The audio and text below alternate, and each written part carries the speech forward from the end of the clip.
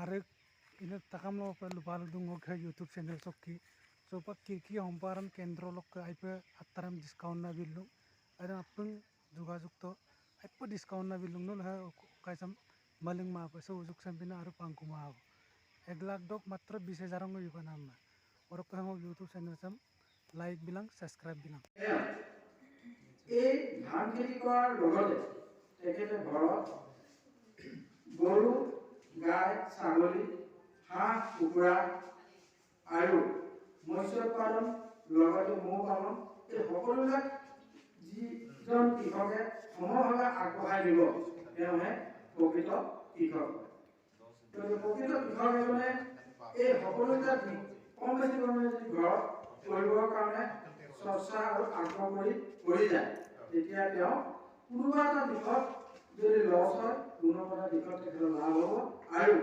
বছৰটো যেতিয়া হিচাপ নিকাচৰ আয় ব্যয় কৰিব তেতিয়া তেখেতে দেখিব যে তেখেতৰ অলপ হ'লেও যুগ যুগ কৰাৰ অন্তত তেওঁ লাভান্বিতলৈ আহিছে যদি অকল যুগ আধুনিক যুগত বিভিন্ন ধৰণৰ যন্ত্ৰচালিত যন্ত্ৰ খেতি কৰাত ব্যৱহাৰ হৈছে এই আপোনালোকক আমাৰ চৰকাৰে এতিয়া হৈছে ইঞ্জিনিয়াৰিং আমাৰ ডিপাৰ্টমেণ্টৰ ফালৰ পৰা চলাৰ সৌৰশক্তি যাক ইংলিছ চলাৰ বুলি কয় চলাৰ পাম্পছেট বা সৌৰশক্তিৰ পানী যোগান আঁচনি ইয়াৰ ব্যৱস্থা কৰিছে এতিয়া এই ব্যৱস্থা আজি ঠিক 2 মাহ আগৰ পৰা ফৰ্ম ফিল আপ চলি আছে গতিকে এই সৌৰশক্তি যিটো আঁচনি এই আঁচনিত শতকৰা 100 টকাৰ 80 টকা পইচা আপোনালোকে ৰেহাই পাব 20 টকাহে দিব লাগে 20 টকা এটা সৌৰশক্তি চলাৰ দামটো হয় 24,985 টকা অৰ্থাৎ প্ৰায় 25,000 পৰে আৰু লগতে বৰিং এইটো পাম্প ছেট আপোনাৰ তাত পানী বৰিং মেটেৰিয়েলৰ কাৰণে এক্সট্ৰা আপোনাৰ 6,972 টকা হেৰি কৰিব লাগে দাম কৰিব লাগে মানে মোটামুটি আপোনাৰ 7,000 বুলি ধৰি লওক এই পইচাকেইটা ল'লে আপোনাৰ 25 আৰু 7 যদি আপুনি যোগ কৰিব 32,000 টকাত আপুনি এটা চলাৰ মেচিন পাম্প ছেট পাবলৈ সক্ষম হ'ব গতিকে এই চলাৰ পাম্প ছেটৰ কাৰণে ফৰ্ম আছে আপোনালোকে ফৰ্ম ফিল আপ কৰিব পাৰিব ফৰ্ম ফিল আপ কৰোঁতে আপোনাৰ যাৱতীয় নথিপত্ৰ লাগিব কি আধাৰ কাৰ্ডৰ জেৰক্স কপি তাৰপিছত লাগিব আপোনাৰ মাটিৰ ডকুমেণ্টৰ জেৰক্স কপি একপি পাছবুক চাইজৰ ফটো লাগিব আপোনাৰ সক্ৰিয় বেংক পাছবুক একাউণ্টৰ জেৰক্স কপি লাগিব আৰু আপোনাৰ কাৰ্ড চাৰ্টিফিকেট লাগিব এইকেইটা ডকুমেণ্ট হ'লে আপুনি ফৰ্মখন ফিল আপ কৰিব পাৰিব আৰু ইয়াৰ লগতে আপোনাৰ পাৱাৰটিলাৰখনৰ যিমান দাম হ'ব তাৰ পৰা এখন পাৱাৰটিলাৰ চৰকাৰৰ ফালৰ পৰা ৭৫,০০০ টকা চাবচিডি দিব 75,000 এতিয়া ধৰি লওক পাৱাৰটিলাৰখনৰ দাম কম্পিউটাৰখনৰ দাম 2,25,000 টকা পুৰা তেতিয়া আপোনাৰ ৭৫,০০০ টকা লাভ কৰি বাকী যিটো পইচা সেইটো আপুনি লাভ কৰিব লাগিব গতিকে এই চিষ্টেমতে আপুনি বস্তুটো প্ৰটেকশ্যনৰ পৰা দাম হ'ব সেইটো আপুনি মাটিলৈ এখন পাৱাৰটিলাৰ ৭৫,০০০ টকা চাবচিডি পাব গতিকে পাৱাৰটিলাৰ এই বস্তু তেনেকুৱা ধৰণে আছে গতিকে আৰু এইবিলাক হৈছে ইঞ্জিনিয়াৰিং বিভাগত আহিছে আপোনাৰ যিটো ধান মৰা ট্ৰেক্টৰ থকা সকলে এইটো ল'ব পাৰিব ধান মৰা থ্ৰেচাৰ মেচিন এতিয়া আহি আছে থ্ৰেচাৰ মেচিনৰ এটা থ্ৰেচাৰ মেচিনৰ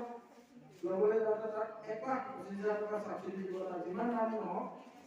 এই দামটোৰ পৰা 1,25,000 বাকী বাকীখিনি আপোনালোকে দিব লাগিব অৰ্থাৎ এটা থ্ৰেচাৰৰ দাম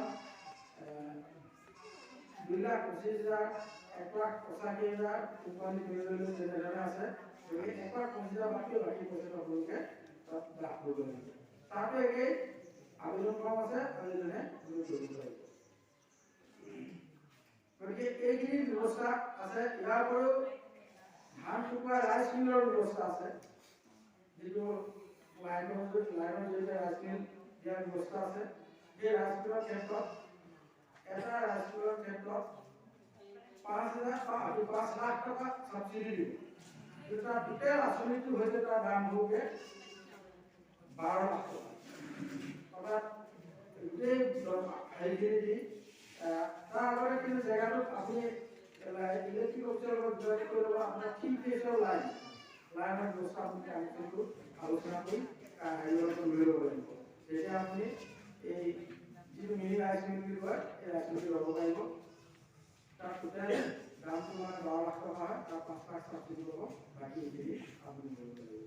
ঘৰ লোৱাৰ পৰা ইত্যাদি গোটেইখিনি তাত সোমাই আছে। গতিকে কিছুমান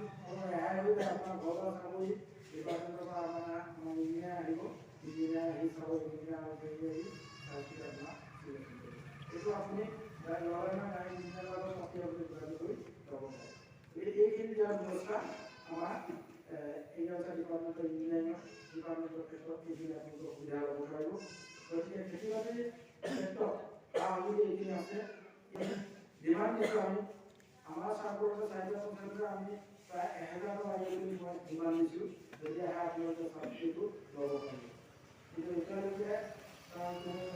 আমি দিব বা আহিব বুলি এই কথাটো আমাৰ জনোৱা নাই, কিন্তু আহিব বুলি কৈছে। এইখিনি সুবিধা আপোনালোকে খেতি বাতিৰ কাৰণে যোগাযোগ কৰি ল'ব পাৰিব। ইয়াৰ পিছতে যিহেতু আপোনালোকৰ সকলোৱে ইয়াত ভুক্তভোগী, যিটো প্ৰধানমন্ত্ৰী কৃষি সন্মান নিধি আঁচনি PM কিষাণ, এই আঁচনি আমাৰ ইয়াত 2-4জনে হয়তো পইচা পাবলৈ সক্ষম হৈছে আৰু সৰহখিনি পাবলৈ সক্ষম হোৱা নাই। গতিকে আমাৰ ইয়াত মূল সমস্যাটো হৈছে কি, আগৰ যিখিনি আছিলে প্ৰায় 70% ইনএক্টিভ হৈ আছে, তাৰ 30% এক্টিভ হ'ল। এক্টিভ হোৱা সকলেও নিজৰ যিটো মানে ফিংগাৰপ্ৰিণ্ট মাৰিব লাগে বেংক একাউণ্টৰ সংযোগ ৰাখি, সেইটো সকলোৱে জনা হোৱা নাই। আৰু আধাৰ কাৰ্ড সংযোগ কৰিব লাগে, মানে আধাৰ বেংক একাউণ্ট কৰিব লাগে। আৰু আপোনালোকৰ যিটো মাটিৰ নথিপত্ৰ সেইটো যোগাযোগ কৰিব লাগে। কাগজখিনি আপোনালোকে আগতে দিছিলে যিটো ক্লিয়াৰ আছিলে, কাৰণ আমাৰ ইয়াত বহুতো মাটি মানে NC ভিলেজৰ মাটি আছিলে। তেতিয়া NC ভিলেজৰ মাটিৰ ক্ষেত্ৰত কাগজবিলাক তাত মাটিৰ কোনো ডাক নম্বৰ উল্লেখ থাকিব লাগিব। গতিকে আমাৰ চাকৰিবিলাকে আলোচনা কৰি প্ৰত্যেক গাঁওবুঢ়াকে এই চাৰ্টিফিকেটখন দিয়াৰ এটা সুবিধা কৰি দিছে। এতিয়া গাঁওবুঢ়াসকলে তেওঁলোকে নিজৰ গাঁওখনৰ ৰাইজত নাম নিৰ্ধাৰণ কৰি তেওঁলোকে ডাক নম্বৰ ফোন নম্বৰ দিয়া ব্যৱস্থা কৰিব। সেই চাৰ্টিফিকেটখন লৈ আমাৰ অফিচত জমা দিব লাগিব। এতিয়া তেখেতক লিংক কৰি দিয়াৰ পিছত পইচা পাবলৈ সক্ষম হ'ব মাটিৰ ক্ষেত্ৰত। কিন্তু আধাৰ কাৰ্ডটো বেংক একাউণ্ট সংলগ্ন কৰি আধাৰ বেংক একাউণ্টটো নিজে কৰি দিব লাগিব। যেতিয়ালৈকে আধাৰ বেংক একাউণ্টটো নকৰিব তেতিয়ালৈকে কিন্তু পইচা নহ'ব। এতিয়া আমাৰ PM কিষাণ বেনিফিচিয়াৰীসকলৰ এটা হৈছে কোনোবাই লেণ্ডটো স্কিম কৰিছে, এই বেংকৰ লগত ফিংগাৰ মাৰে, বেংকত আপডেট কৰা নাই। কোনোবাই বেংকতে আপডেট কৰিছে, এইপিনে মাটিৰ লেণ্ড কাগজটো আপডেট কৰা নাই, গতিকে কাৰোৱে পইচা সোমোৱা নাই। তাৰ ভিতৰত দুজন মানুহে দুইটা কৰিছে, এই দুজনৰ পইচাটো সোমাইছে। গতিকে এতিয়াবা আপোনালোকে এইখিনি যদি নকৰে তেতিয়া কিন্তু নাপাব। আৰু যিসকল ইনএক্টিভ আছিলে তেখেতসকলকো পুনৰ NSR ফিল-আপ কৰি আমাক দিব গৈছে, তেখেতসকলৰ এইটো বিবেচনা কেনেকৈ মানে মাটি দখল দি শুদ্ধভাৱে লগাব লাগিব, আধাৰ কাৰ্ড লগত ৰাখি দিব লাগিব, আৰু ৰেচন কাৰ্ড লগত ৰাখি দিব লাগিব, ফটো দিব লাগিব, আৰু এইখিনি বেংকৰ কাগজ বেছ কৰি দি ফিল-আপ কৰিব লাগিব। তেতিয়া তেখেতসকলো পোৱাৰ ব্যৱস্থা কৰি আছে। আৰু একেবাৰে নোপোৱাসকলকো NSR 1 ফৰ্ম ফিল-আপ কৰি